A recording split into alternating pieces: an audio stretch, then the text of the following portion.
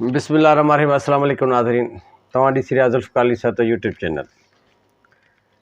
जीअं त बजट 2023-2024 जे हवाले सां जेका पूरे मुल्क जे अंदरि उन बजट ते यानी जेका वफ़ाक़ी हुकूमत जे हवाले सां या सूबा जेके चारि सूबा आहिनि पाकिस्तान जा, सिंध, पंजाब, KPK ऐं के बलूचिस्तान, उन्हनि जी बजट जे हवाले सां जेको आवाम उन सूबे जो उन लोकल एरिया जे हवाले सां पूरे मुल्क जे हवाले सां जेके बहस मुबाहिसा थी रहिया आहिनि उन बजट ते, त असांजो जेको आवाम आहे यानी पाकिस्तान जेका क़ौम आहे, आवाम आहे, उन जो ख़ासि जेको ज़हन हूंदो आहे, जेको रुझान हूंदो आहे बजट जे हवाले सां, पघारदार तबिके जे हवाले सां जेकॾहिं ज़िक्र कजे त उहे सिर्फ़ु ऐं सिर्फ़ु 75 साल खां वठी, जॾहिं खां वठी पाकिस्तान 14 अगस्त 1947 ईस्वी खां वठी आज़ादु थियो आहे, उन वक़्त खां वठी अॼु ॾींहं ताईं माना 2023-2024 जे बजट ताईं पघारदार तबिके ते जेको घणे खां घणो जेको फोकस हूंदो आहे बजट ते, उहो इहो ई हूंदो आहे त असांजी पघार केतिरी वधे थी, यानी वफ़ाक़ी हुकूमत केतिरी पघार वधाए थी। सूबाई मुलाज़िमनि जे हवाले सां सूबनि जी बजट ते उहे पघारदार मुलाज़िम जेके आहिनि उहे सरकारी मुलाज़िम नज़र रखनि था त असांजी पघार केतिरी वधे थी। पघार त हर बजट जे अंदरि अंदरि जेका आहे उहा हर साल वफ़ाक़ी हुकूमत हुजे या सूबाई हुकूमत हुजे उहा वधाइनि था, लेकिन उन जे बावजूदि बि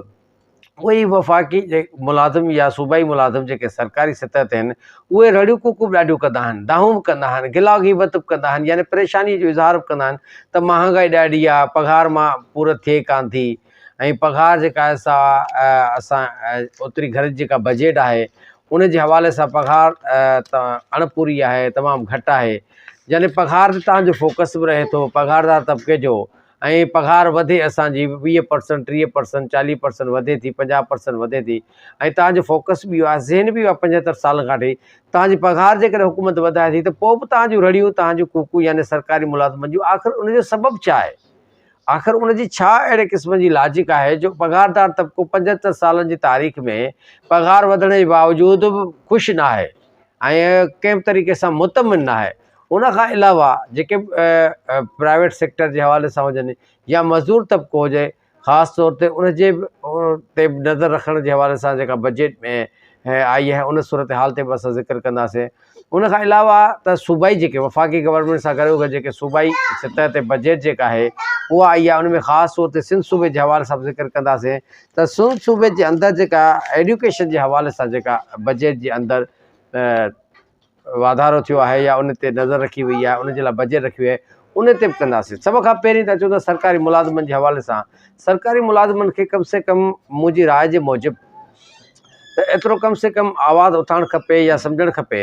त जेकॾहिं तव्हांजी बजट वधे थी 30%, 40% या 50% हर तबिके जे हवाले सां, चाहे कहिड़े बि डिपार्टमेंट सां तालुक़ु रखंदड़ हुजे, लेकिन उनखे इन शइ ते बि नज़र रखणु खपे त जेका आम तरह सां आम रोज़मर्रा जी ज़िंदगी जे अंदरि जेके शयूं आहिनि,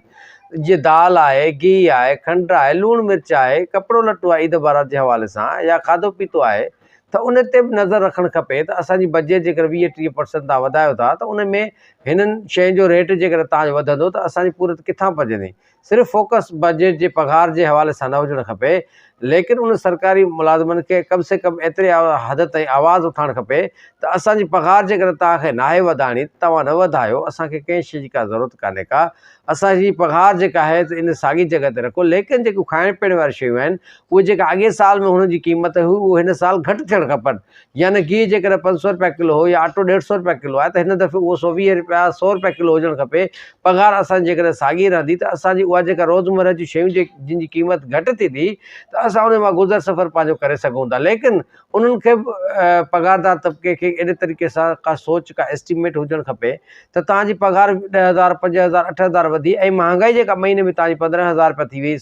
एस्टिमेट जे हवाले सां, सौदे सड़े जे हवाले सां, सामान सड़े जे हवाले सां 15,000 रुपया तव्हांजो महीनो जेकॾहिं ख़र्च में इज़ाफ़ी चार्जिस उन में लॻी वञनि त उहे तव्हांजा 5-8,000 रुपया कहिड़े कम जा थींदा। त इन हवाले सां बि उनखे सम्झणु खपे। ऐं ख़ासि तौर ते छाकाणि त हीअ जेका बजट थींदी आहे हिन साल जी जेका बजट आहे इहा आहे त IMF जी बजट आहे, इंटरनेशनल मॉनेटरी जेको फंड आहे, उहो ग़रीब आवाम जी फलाहीअ जे लाइ न आहे, उहो सिर्फ़ु उन्हनि मुल्कनि खे जिन खे कर्ज़ु ॾींदो आहे उन्हनि मां उहो रत चूसे करे वरी पंहिंजो पाण, छाकाणि इंट्रस्ट थो वठे, उहो उन जा उन में मुफ़ादात हूंदा आहिनि, उन जे क़ौम सां, उन जे मुल्क जे आवाम सां उनजो को बि सरोकार न आहे हूंदो, न वरी उन हुकूमत सां का उनजी दोस्ती ऐं मोहबत हूंदी आहे। इन हवाले सां सिर्फ़ु ऐं सिर्फ़ु उन IMF जो जेकर कर्ज़ ॾियण जे हवाले सां त उनजो मफ़ाद पंहिंजे मुनाफ़े सां आहे। उनजे मुल्क जे चाहे उहो तबाह थी वञे, बर्बाद थी वञे, कर्ज़ी थी वञे, लेकिन हू पंहिंजे मफ़ाद खे पहिरियां अवल ॾिसे थो, तरजीह ॾिए थो। वरी अचूं था असां पंहिंजे सिंध हुकूमत जे हवाले सां, त सिंध हुकूमत जेका आहे सा उहा पंहिंजे इन बजट जे अंदरि हिकु ख़ासि जेका शइ रखी आहे तइलीम जे हवाले सां। उन तइलीम जे हवाले सां मां थोरी शयूं जेके चवंदा आहिनि उहे पढ़ंदुसि, उन खां बाद में उन ते थोरो तबसरो कंदासीं। त 2582 जेके नवां उस्ताद भर्ती करणु ऐं 23 नवां कॉलेज ठाहिण जो ऐलान आहे। शिकारपुर, उमरकोट, थर, कंबर ऐं जकमबाद में 5 इंग्लिश मीडियम स्कूल खोलिया ठहंदा। बजट में Arora university of art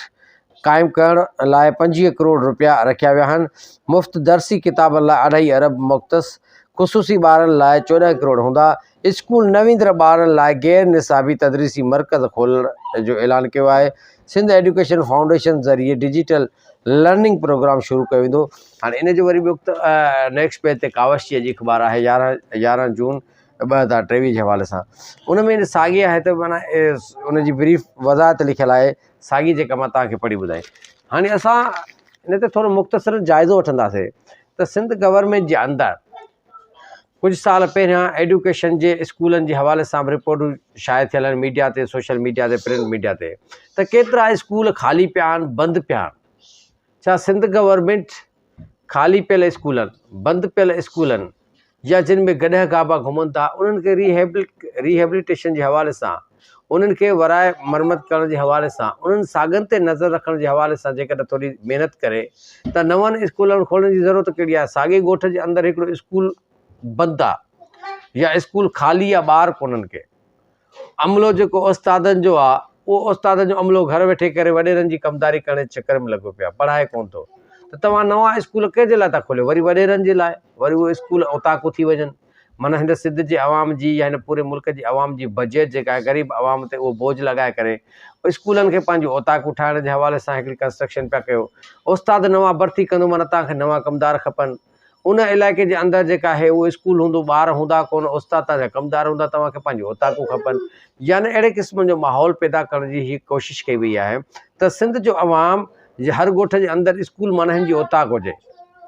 school जे अंदरि उस्ताद भर्ती हुजनि, माना हिन जा कमदार हुजनि, ॿार उतां जा अणपढ़ियल हुजनि, हिन जा ॿार पढ़ंदा वतन ॿाहिरि दुनिया जे मुल्कनि में। सिंध जो ग़रीब अवाम ग़रीब तर थी रहियो आहे। सिंध जे ग़रीब अवाम जी कंहिंखे बि का परवाह कान्हे का। जेके पुराणा स्कूल बंदि पियल आहिनि उन्हनि ते एक्शन वठी करे उनखे खोलायो, उन्हनि जी कंस्ट्रक्शन करायो, उन्हनि उस्तादनि खे का नई टीम अहिड़ी जोड़ी वञे या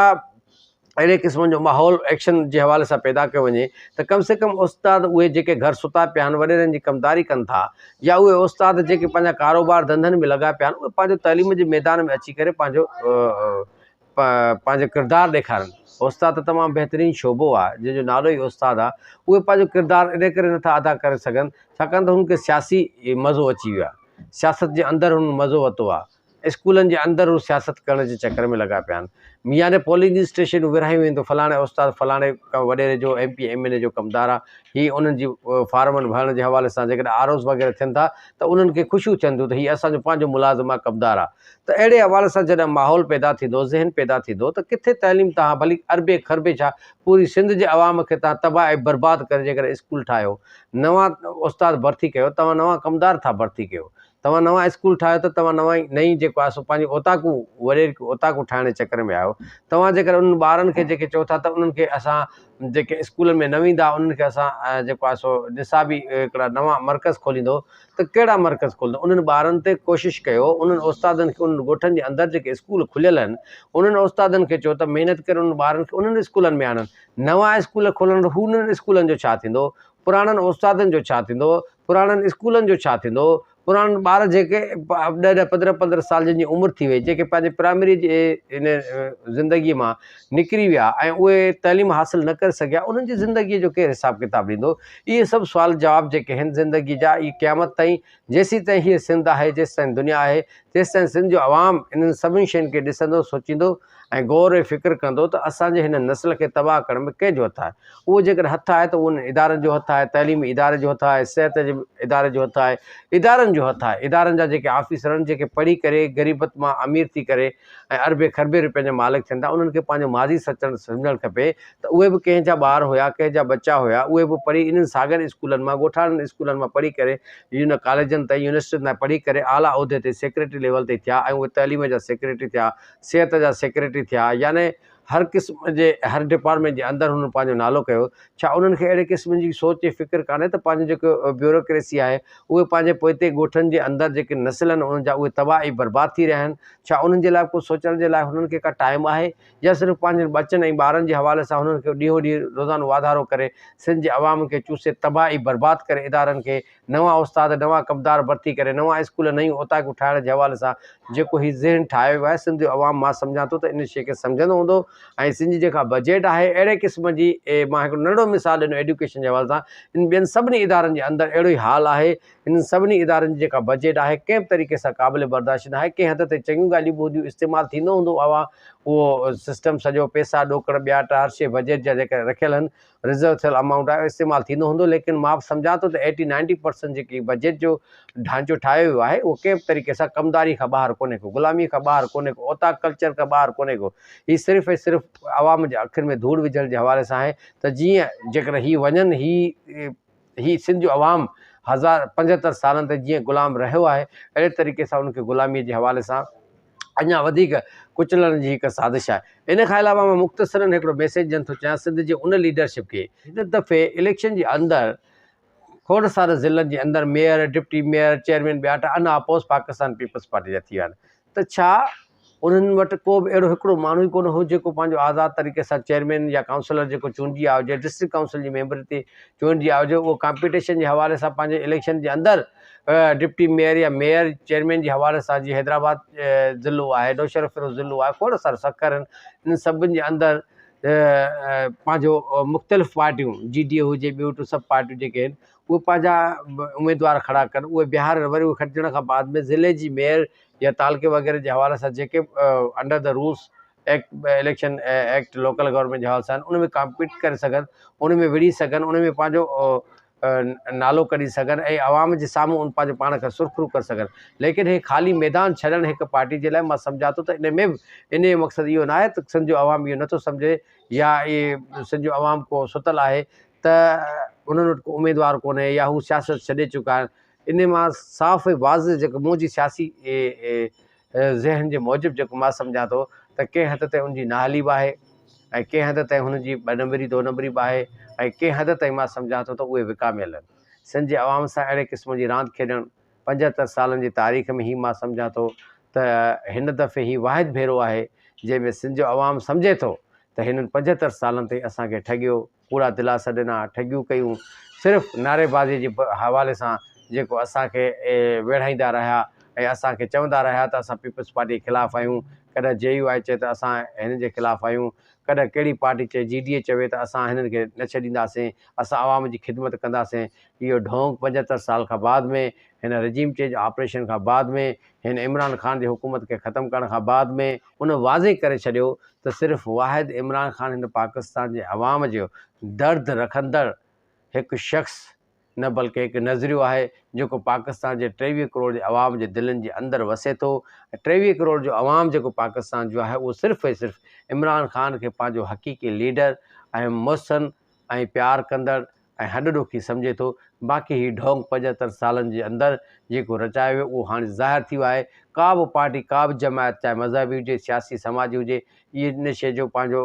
इज़हार नथी करे सघे या आवाम ताईं इन रोड रस्तनि में या प्लेटफॉर्म ते या कंहिं जॻह ते को पिंडाल हणी करे इन क़िस्म जी का बि 2 नंबरी नथी करे सघे त आवाम सां हिन गवर्नमेंट, फलाणी गवर्नमेंट, फलाणे माफ़िया ज़ुल्म कयो आहे, असां ई हक़ीक़ी तव्हांजा मुहाफ़िज़ आहियूं। इहो ढोंग ख़तमु थी चुको आहे। बंदि कमरनि जे अंदरि सियासत कयो, मुल्क हलायो, कंहिं बि तरीक़े सां रोडनि ते अची करे पंहिंजो पाण खे आवाम जो लीडर सॾाइण खां पहिरियां इहो तव्हांखे सोचणु खपे त उन वक़्तु अवाम जे अखियुनि जे अंदरि जेको गुस्सो हूंदो तव्हां उनखे बर्दाश्त करे सघंदव। इंशाअल्लाह ताला कंहिं नए ॾींहं ते कंहिं नए मौज़ूअ सां वरी हाज़िर थींदासीं। तेसिताईं वठूं था इजाज़त। अल्लाह निगहबान।